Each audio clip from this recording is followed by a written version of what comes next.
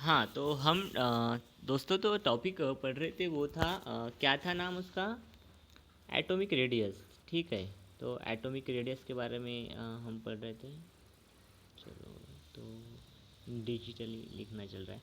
Atomic radius के बारे में पढ़ रहे थे। तो एटॉमिक रेडियस क्या था? तो डिस्टेंस बिटवीन हमारे मतलब जो भी न्यूक्लियस रहेगा और जो भी आउटर मोस्ट शेल रहेंगी, तो उसके बीच का जो भी डिस्टेंस रहेगा, जैसे ये ले लीजिए आप। या तो दूसरा ले लीजिए। तो अगर सेकंड अगर टू ऑर्बिट रहते तो ये इसकी रेडियस और बढ़ जाती। समझ लो थर्ड ऑर्बिट अगर ज़्यादा, अगर मतलब थर्ड शेल रहती तो उसका और से ऑर्बिट मतलब थर्ड वाली शेल आ जाती तो रेडियस बढ़ जाती। तो इसका मतलब क्या है कि हिसाब से मतलब जो रेडियस है वो बढ़ती जा रही थी, लेकिन इसका यूनिट क्या है? एटॉमिक रेडियस का unit unit is unit unit is picometer. Picometer, तो पिकोमीटर है। ठीक है, ऐसे पीएम भी लिख सकते हैं। मतलब पिकोमीटर मतलब पता है ना आपको? 10⁻⁻12 ऐसा इसको बोलते हैं पिकोमीटर। ठीक है, तो ये हो गया एटॉमिक रेडियस की रेडियस का यूनिट। ठीक है। तो देखिए, थोड़ा सा आपने पढ़ा होगा कि हमने जो भी हम जो भी टेबल पढ़ते हैं, इस तरह से हमारा क्या था, ये पीरियोडिक मॉडर्न पीरियोडिक टेबल था जिसके अंदर ढेर सारे एलिमेंट हैं। ठीक है, इस तरह से कुछ एलिमेंट है, इस तरह से। तो ये हमारा इस तरह से ये हमारा क्या था, इस तरह से पीरियोडिक टेबल था। सही है। तो इस तरह से हमारा पीरियोडिक टेबल। और जो भी वर्टिकल कॉलम्स है, उन वर्टिकल कॉलम्स को हमने क्या नाम दिए थे? जो भी वर्टिकल कॉलम्स है उनको,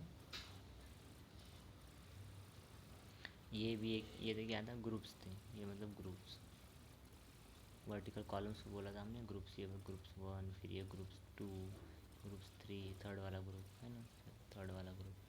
हाँ, ये फोर्थ वाला ग्रुप, और ये फिफ्थ वाला ग्रुप, ये सिक्स। मतलब इस तरह से 13, यहाँ तक 12 तक था, यहाँ पे 13 आ गया था, फिर यहाँ तक 18 तक, लास्ट वाले 18 तक ग्रुप, इस तरह से ग्रुप्स आ गए थे। ठीक है। और जो हॉरिजॉन्टल थे उनको उनको क्या कहते थे हम? पीरियड्स कहते थे। ठीक है, उनको कहते थे पीरियड्स। तो कितने थे पीरियड? 7 थे। 1 2, मतलब 1 2 3 4 5 6 7। तो इस तरह से थे 7 तक।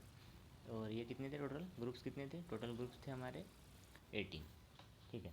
तो एक्चुअल में हमको ये, मैं आपको क्यों बता रहा हूँ कि ग्रुप्स वर्टिकल जो होते हैं वो ग्रुप्स होते हैं, हॉरिजॉन्टल जो होते हैं वो पीरियड्स होते हैं। तो जैसे आप देखेंगे कि तो पहले वाला कौन सा एलिमेंट था? पहले वाले जो ग्रुप में था वो हाइड्रोजन था। फिर क्या था? हाइड्रोजन के बाद लिथियम था, फिर सोडियम था कि नहीं था? फिर पोटेशियम था। तो देखिए इसके अंदर कितने इलेक्ट्रॉन है? 1। इसके अंदर कितने इलेक्ट्रॉन है? 3। इसके अंदर कितने हैं? 11। इसके अंदर टोटल इलेक्ट्रॉन कितने हैं? 19। देखिए जैसे हम अगर नीचे नीचे आ रहे हैं तो देखिए थोड़ा सा क्या होते जा रहा है कि इसको कितने से शेल रख रहे, तो इसका कॉन्फ़िगरेशन देखेंगे। अगर ये हाइड्रोजन 1 है तो इसका मतलब 1, इसका अगर कॉन्फ़िगरेशन देखेंगे तो कितना आएगा? 2 एंड 1। इसका कॉन्फ़िगरेशन लेंगे 2 8, और क्या आएगा? 1 आएगा। इसका कॉन्फ़िगरेशन लेंगे क्या आएगा? पहले 2, फिर 8, फिर से 8, और फिर से 1। देखेंगे इसको कितने, और देखो एक ही इलेक्ट्रॉन है, एक ही ऑर्बिट लेंगे, मतलब इसका इसको ये अगर न्यूक्लियस पकड़ लिया हमने तो ये आएगा फर्स्ट शेल, एक ही शेल में हो जाएगा। ठीक है। इसको इसको कितने लेंगे? इसको इसको कितना आएगा बताइए? लिथियम को कितने आएंगे? ये पहले कर न्यूक्लियस निकाल लिया तो फर्स्ट शेल में 2 इलेक्ट्रॉन, ये एक, यहाँ पे एक इलेक्ट्रॉन, ये दूसरा इलेक्ट्रॉन हम निकालेंगे, ये एक इलेक्ट्रॉन, और फिर और एक से शेल आ जाएंगी। आ जाएंगी, आ जाएंगी कि नहीं आ जाएंगी? हाँ आ जाएंगी, ये एक इलेक्ट्रॉन आ जाएंगे, बराबर है। तो इसमें कितने इलेक्ट्रॉन? इसमें एक था, इसमें एक इलेक्ट्रॉन था। इसमें कितने इलेक्ट्रॉन होते? 3 इलेक्ट्रॉन टोटल हो गए थे। लेकिन इसको एक ऑर्बिट लगा, ऑर्बिट एक लगा। इसको ऑर्बिट कितने लगे? 2। इसको कितने लगे ऑर्बिट? 3। इसको कितने लग रहे हैं ऑर्बिट? 4। तो मेरा कहने का क्या मतलब है कि जैसे जैसे हम डाउन द ग्रुप आ रहे हैं, डाउन द ग्रुप, देखो वर्टिकल जो भी होते हैं ना उनको हम ग्रुप कहते हैं, और जैसे हम डाउन द ग्रुप आ रहे हैं तो देखो यहाँ पे 1 ऑर्बिट लगा, इसको 2 ऑर्बिट लगा, इसको 3 ऑर्बिट लगा, इसको 4 ऑर्बिट लगा। तो ये क्या होते जा रहा है कि ऑर्बिट्स के नंबर्स बढ़ते जा रहे हैं, मतलब शेल्स क्या हो रहे हैं, जैसे डाउन द ग्रुप आ रहे हैं तो शेल्स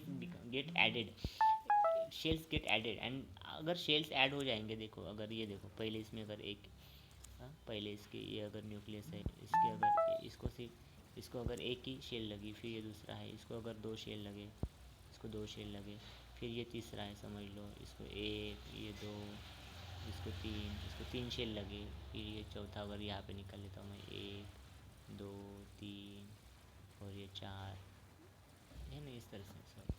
देखो पहले इसको एक शेल लगी थी, दूसरे इसको दो लगे थे, एक और दो शेल लगी थी, तीसरे इसको फिर कितने, एक, दो और ये तीन, तीन शेल लगे, चौथे इसको कितने लगे थे, चार लगे थे। मतलब ये होते क्या रहे, जैसे हम नीचे नीचे आ रहे हैं ग्रुप में, तो क्या हो रहे हैं, शेल्स भी गेट एडेड। तो इसके बाद एक लगे थे, इसके फिर इसके बाद देखिए दो लगे, तीन लगे, फिर चार, तो ऐसे शेल्स ऐड होते जा रहे हैं, जिसके क्या हो रहा है, जिससे क्या हो रहा है, एटॉमिक साइज उसका बढ़ रहा है। क्या बढ़ रहा है, एटॉमिक साइज, साइज क्या हो रहा है, size become large, atomic size become large हो रहा है, एटॉमिक साइज बिकम लार्ज। ठीक है, किसकी वजह से, due to due to addition of shells, due to addition of shells, addition of cells as go go down the group।